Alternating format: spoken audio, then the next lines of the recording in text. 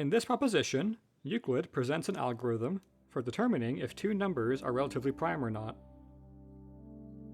What we do is take two numbers, a and b, where b is less than a, and subtract b from a until we get a number less than b, say c1.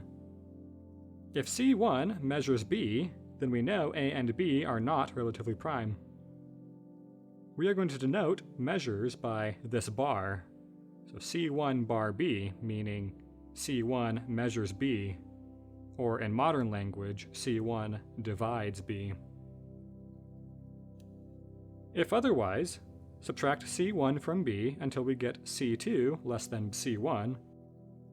Just as before, if c2 measures c1, a and b are not relatively prime. If otherwise, we continue this process until we get a number cn equal to 1, in which case a and b are relatively prime. As an example, consider 6 and 15. 6 is less than 15, so subtract 6 from 15 until we get a number less than 6. This is 3, which measures 6 because 2 times 3 is equal to 6.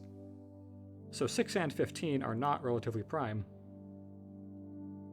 Now consider 27 and 119.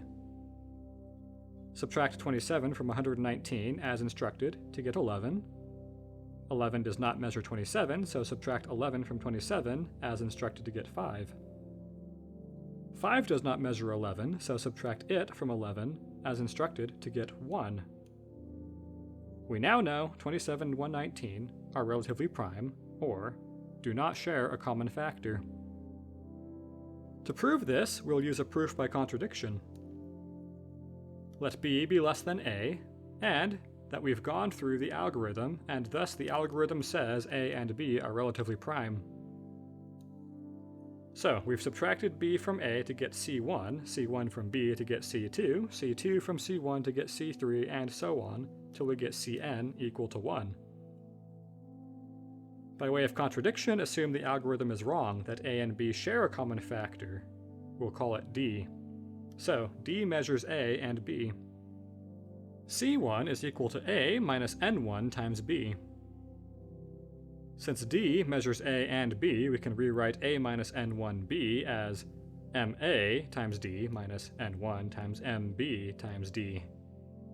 And factor out d to get ma minus n1 times mb times d equaling c1. So, d measures c1. c2 is equal to b minus n2 c1. So d also measures c2.